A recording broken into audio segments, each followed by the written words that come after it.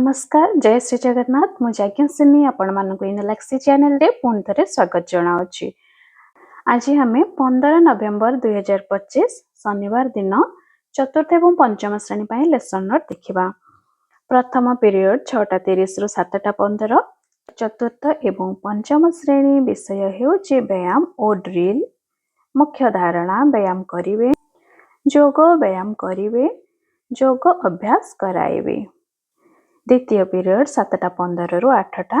चतुर्थ एवं पंचम श्रेणी पाई परिष्कार परिच्छन्नता हेउछि विषय। विद्यालय परिवेश सफा करिवे, श्रेणी गृह और विद्यालय चतुःपार्श्व सफा करिवे। पिलामानंकु नेई विद्यालय चतुःपार्श्व सफा कराइबे।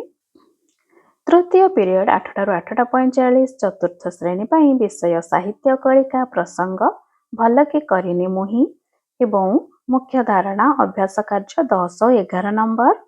येलो कोड हेउची ओडी 416। अभ्यास प्रश्नर उत्तर कहिबे और लिखिबे, अभ्यास कार्य कराइबे। पंचम श्रेणी विषय साहित्य कुसुम प्रसंग नईगला आपे मथा एवं मुख्य धारणा हेउची नूतन शब्द। येलो कोड हेउची ओडी 507। प्रत्याशित फलाफल अधर घारी जुगल दरहास परी शब्दर अर्थ जानिबे एवं शिक्षण कार्य विपरीत शब्द चार्ट एवं चित्र देखाई नूतन शब्दर अर्थ बुझाइबे। शिक्षण सामग्री हेउची विपरीत शब्दपटा। यही शिक्षण सामग्री किभଳି भाବରେ प्रस्तुत करिवे ताहा मु इनलेक्सी चैनल रे अपलोड करिदेबे। आपण माने इनलेक्सी चैनल रे एही शिक्षण सामग्री रो प्रस्तुति देखि परिबे। चतुर्थ पीरियड 8:45 रु 9:30। फोर्थ एंड फिफ्थ क्लास पाई सब्जेक्ट हेउची इंग्लिश वर्कबुक एवं फोर्थ क्लास रे टॉपिक हेउची लेसन 4 एवं फिफ्थ क्लास रे टॉपिक हेउची the frog and the crow. Both class fill up worksheet.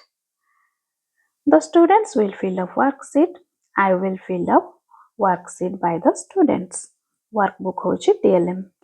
पंचम पीरियड 10:30 रु 11:15। चतुर्थ एवं पंचम श्रेणी पाई चित्रांकन झोटी और झोटी चित्रांकन। पिला माने झोटी चित्रांकन करिवे, पिला माननकु झोटी चित्र आंकिवा सिखाइबे।